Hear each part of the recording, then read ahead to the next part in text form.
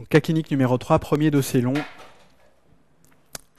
Un patient diabétique non insulinodépendant de 54 ans appelle le SAMU pour une douleur thoracique inaugurale. La douleur est rétrosternale, en barre, irradie à la mâchoire et est paroxystique depuis 1 heure. Il souffrait depuis quelques jours d'épisodes identiques survenant exclusivement à la marche. Ces douleurs apparaissaient d'abord pour des efforts importants et apparaissent maintenant pour des douleurs de plus en plus minimes. À l'arrivée du SAMU, l'électrocardiogramme père-critique est le suivant. Interprétez cet électrocardiogramme, quel est votre diagnostic clinique ? Deuxième question, quel traitement débutez-vous si à l'arrivée du SAMU, les douleurs ont disparu ? Suite de l'énoncé, le bilan biologique d'entrée montre natrémie à 135 mmol par litre, kaliémie à 4,5 mmol par litre, troponine 0,5, créatinine 250 micromol par litre. Quel examen prescrivez-vous à visée diagnostique et thérapeutique ? Quelles précautions devez-vous prendre pour préparer cet examen ? Quelles sont les complications locales principales de cet examen ? Quel serait votre traitement non médicamenteux en cas de sténose serrée de l'IVA moyenne ? Quel serait votre traitement en cas de sténose à 55% du tronc commun distal, à 60% de l'IVA moyenne, à 65% de la coronaire droite moyenne et à 65% de la circonflexe moyenne ? Après quel bilan non biologique ? Dernière question, quel vaisseau pourriez-vous utiliser dans cette optique ? Première question, interprétez l'électrocardiogramme du patient, quel est votre diagnostic ? Donc, comme à chaque fois qu'on interprète l'électro, on va faire systématiquement du début à la fin avant de poser un diagnostic. D'abord, est-ce que le rythme sinusal est régulier ? Il a l'air bien sinusal puisqu'il existe une onde P avant chaque QRS, que tous les QRS sont précédés d'une onde P. Le rythme est également régulier, les ventriculogrammes battent à 300, 150, 100, 75, à peu près 60 par minute de manière bien régulière. Donc rythme sinusal est régulier à 60 par minute. Ensuite, l'axe des QRS. Les QRS sont globalement positifs en D1 et positifs en AVF. Il s'agit donc d'un axe normal. Ensuite, la morphologie des ondes P. Normal en D2, normal en V1. Absence d'argument pour une hypertrophie auriculaire gauche ou droite. Analyse de l'espace PR. Entre 0,12 et 0,20 secondes. Absence de BAV du premier degré. Ensuite, les QRS. Première partie de la réponse, recherche d'une onde Q. Il existe une micro-onde Q en D2, peut-être une micro-onde Q en D3, et peut-être en AVF, mais pas assez significatif pour qu'on puisse parler de séquelles de nécrose ou d'hypertrophie. Il n'y a pas d'onde Q dans les autres dérivations, donc a priori pas de séquelles de nécrose. Ensuite, la largeur des QRS. Les QRS sont fins, il n'y a donc pas de bloc de branche gauche ni droit. Enfin, la repolarisation. On note un sous-décalage du segment ST et de l'onde T en D1, en AVL, également en V4, V5, et V6, et peut-être un petit peu dans les dérivations du territoire inférieur. Donc on reprend tous les éléments de l'interprétation de l'électrocardiogramme, rythme sinusal régulier à 60 par minute, axe onde P, espace PR et QRS normaux, présence d'onde T négative en V3, V4, V5, V6, D1, VL. Il s'agit donc d'un syndrome coronaire aigu, sans sus-décalage du ST ou ST-, dans le territoire antérieur étendu, ou en tout cas latéral. Quel traitement débutez-vous si à l'arrivée du SAMU les douleurs ont cessé ? Donc même en l'absence d'infarctus, il s'agit d'une urgence thérapeutique. Les patients doivent être hospitalisés le plus rapidement possible aux soins intensifs de cardiologie. Comme à chaque fois que les patients sont hospitalisés en USIC ou en réa, repos strictoli, monitorage par scope de l'électrocardiogramme, de la fréquence cardiaque, de la pression artérielle, de la saturation en air ambiant, monitorage également de l'état de conscience du patient et de la diurèse. Il faut poser une ou plusieurs voies d'abord périphériques. A priori, pas de nécessité de voie centrale. Chez ce patient diabétique, on le verra plus tard, insuffisant rénal, il faudra débuter une hydratation large par sérum physiologique en l'absence de signes d'insuffisance cardiaque congestive. Par exemple, 500 cc ou 1000 cc par jour de sérum phi. Première partie du traitement médicamenteux du syndrome coronaire aigu sans sus-décalage du ST, l'anticoagulation à dose efficace, qui est le mot-clé. Peu importe ce que vous utilisez, l'héparine non fractionnée ou les héparines de bas poids moléculaire, les HBPM ont l'AMM lorsqu'il n'y a pas de sus-décalage du segment ST, contrairement au SCA ST+. On pourrait utiliser par exemple du Lovenox avec une dose adaptée au poids et également adaptée à la créatinine du patient en cas d'insuffisance rénale. En ce qui concerne son diabète non insulinodépendant, s'il n'est pas traité et s'il est traité par antidiabétiques oraux, il faudra les interrompre et faire un relais par insuline, acte rapide sous-cute ou acte rapide IV. Ça diminue le taux de complication du diabète et le taux de complication du syndrome coronaire aigu. Reste du traitement, le traitement anti-ischémique. Il va falloir ralentir la fréquence cardiaque pour diminuer la consommation d'oxygène du cœur et diminuer le risque de récidive de douleur. Donc les meilleurs traitements pour ralentir la fréquence cardiaque et également diminuer le taux de troubles du rythme ventriculaire, les bêta-bloquants, adaptés à la fréquence cardiaque, adaptés à la pression artérielle, les contre-indications habituelles, la présence de troubles conductifs intracardiaques que le patient n'a pas, ou la présence de signes d'insuffisance cardiaque congestive ou de BPCO spastique, ce que le patient n'a pas non plus. Donc on pourra le traiter par bêta-bloquant. Traitement anti-angineux, donc vasodilatateur pour permettre éventuellement de lever un spasme qui pourrait favoriser la survenue de la douleur, dilater un petit peu les artères qui ne sont pas complètement obstruées pour faire calmer la douleur également. On utilise en général les dérivés nitrés à la seringue électrique, la trinitrine, le Risordan ou le lénitral à dose de 1 mg/h qu'on adapte ensuite à la pression artérielle. Les antiagrégants plaquettaires, partie la plus importante du traitement, il faudra en donner 3 chez ce patient. Le premier, l'aspirine, comme dans l'infarctus du myocarde, pas de nécessité de bolus intraveineux, on peut les traiter directement par Aspégique Péros. Les doses vont de 75 à 300 mg, en moyenne on dose 250 mg par jour. Deuxième antiagrégant plaquettaire qu'il faudra débuter bien avant la coronarographie, le clopidogrel ou Plavix, en dose de charge, pour préparer le patient à une angioplastie. La dose de charge, c'est normalement 600 mg. On peut également donner chez les patients un peu plus maigres une dose de 300 mg de Plavix. Autre antiagrégant plaquettaire qui a maintenant l'AMM et qui est reconnu d'intérêt dans cette indication-là, la prescription d'anti-GP2B3A. Donc d'autres antiagrégants plaquettaires qui se donnent en intraveineux. Dans le syndrome coronaire aigu sans sus-décalage du ST, il faut les prescrire en cas de critères de gravité. Ces critères de gravité sont la présence d'anomalies électriques, ce qu'a le patient, la présence d'une élévation de la troponine, ce qu'a le patient, on le verra juste après, la présence d'un facteur de risque comme le diabète, en particulier lorsqu'il est insulinodépendant, et lorsque la dernière douleur remonte à moins de 24 heures. Ici, le patient a quasiment tous les critères pour être traité par anti-GP2B3A. C'est un traitement par voie intraveineuse qu'il faudra débuter avant la coronarographie, garder pendant l'examen et garder pendant quelques heures au décours de la coronarographie. Les 2 molécules qui ont l'AMM sont l'intégrylin ou la Grasta. Le troisième anti-GP2B3A, c'est le Réopro Apiximab, qui est lui à l'AMM en cas de syndrome coronaire aigu avec sus-décalage du ST.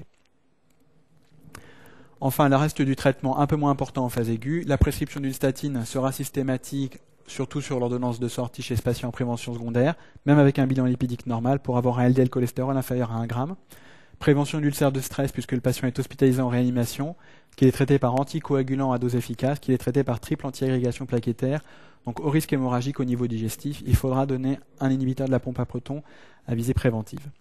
Corriger tous les facteurs de risque cardiovasculaire, donc chez ce patient, un contrôle de sa pression artérielle, un bon contrôle de son diabète et un dépistage des autres facteurs de risque et son traitement.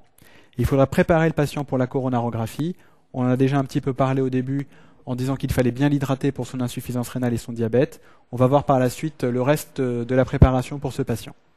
Enfin, inhibiteur de l'enzyme de conversion, double intérêt chez ce patient, prévention des néphropathies puisqu'il est diabétique, et également prévention de l'infarctus et des complications de la cardiopathie ischémique.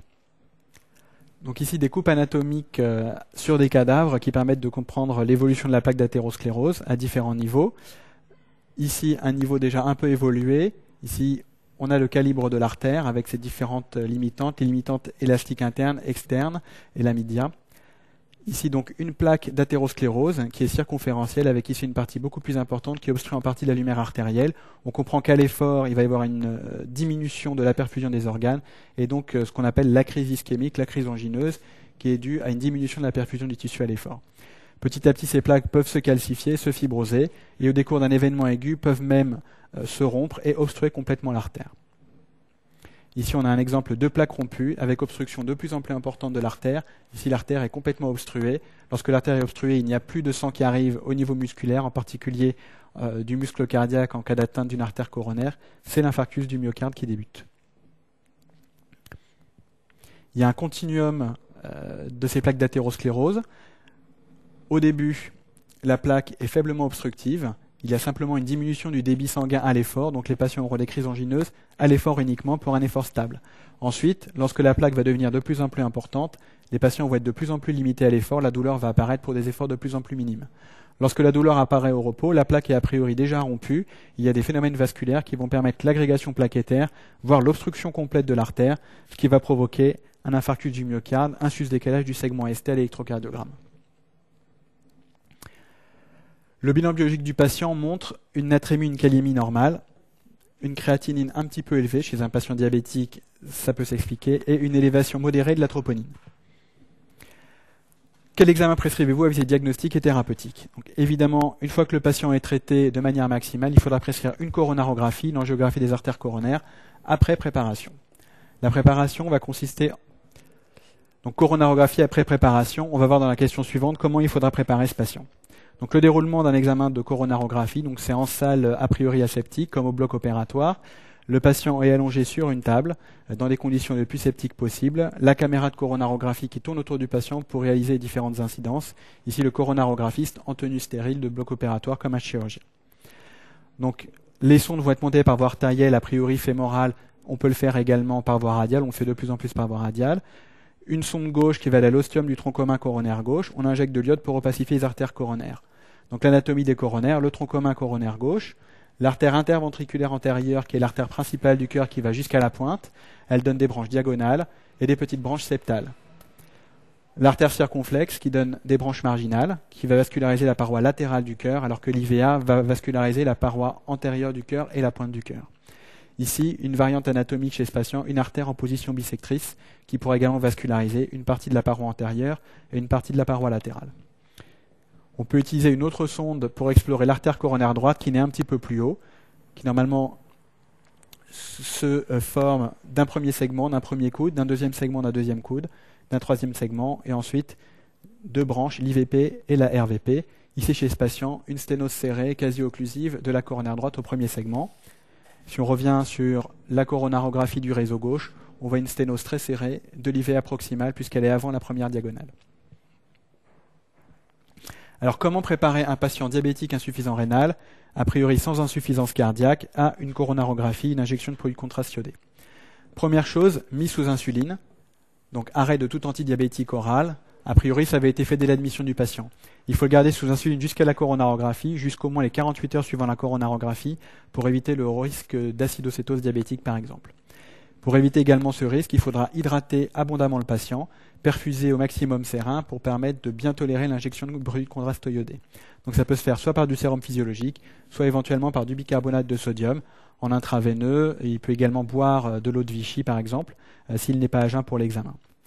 Nouveau traitement pour prévention des insuffisances rénales aiguës après injection de produit de contraste iodé, N-acétylcystéine péros, le mucomyste. La dose c'est 3 sachets matin et soir, la veille de l'examen, le jour de l'examen et le lendemain de l'examen. Ça permet de chélater les radicaux libres de l'iode et donc diminuer la toxicité rénale de ce produit. Question suivante, quelles sont les complications locales principales de la coronarographie? Donc il y en a des très importantes qu'il faudra vraiment redouter et d'autres un peu moins importantes. La première, qui est vraiment peu importante, l'hématome sous-cutaneux, qui peut apparaître chez tous les patients, même avec une compression adaptée. Disparition de l'hématome, il faudra prévenir le patient en 2 ou 3 semaines. Ensuite, un saignement local, un saignement qui en général se tarit après une compression, soit manuelle, soit au fémostop.